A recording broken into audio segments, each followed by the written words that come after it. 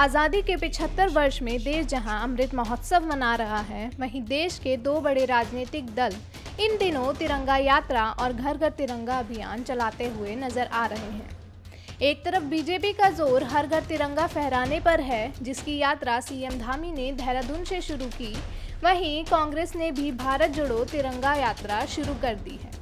हर जिले में कांग्रेस नेता 75 किलोमीटर की यात्रा कर रहे हैं। वहीं आज रुड़की में पूर्व नेता प्रतिपक्ष व चक्राता विधायक प्रीतम सिंह जी ने रुड़की के पूर्व मेयर व विधानसभा प्रत्याशी यशपाल राणा जी द्वारा आयोजित भारत जोड़ो तिरंगा यात्रा में उपस्थित जनसमूह को संबोधित किया। ये भारत जोड़ो तिरंगा यात्रा सुबह 10 बजे से शुरू हुई। ये यात्रा रामपुर चुंगी से शुरू होकर महाराणा प्रताप चौक तक सफल हुई। इस यात्रा का नेतृत्व चक्राता विधायक प्रीतम सिंह जी और पूर्व मेयर यशपाल राणा जी द्वारा किया गया। तिरंगा यात्रा को लेकर विधायक प्रीतम सिंह जी का बयान था कि आज देश के अंदर ऐसी राजनीति चल रही है जिसके तहत इस देश के सांप्रदायिक स्वार्थ को समाप्त किया जा रहा है। देश के लोकतंत्र पर प्रहार हो रहा है और देश के संविधान को पैरों तले कुचलने का काम हो रहा है। और इन विषम परिस्थितियों में राष्ट्र अध्यक्ष सोनिया गांधी जी ने कांग्रेस जनों से आह्वान किया कि पूरे देश में भारत जोड़ो तिरंगा यात्रा का आयोजन किया जाए और उसी कड़ी को आगे बढ़ाते हुए रुड़की में भारत जोड़ो तिरंगा यात्रा का आयोजन किया गया है।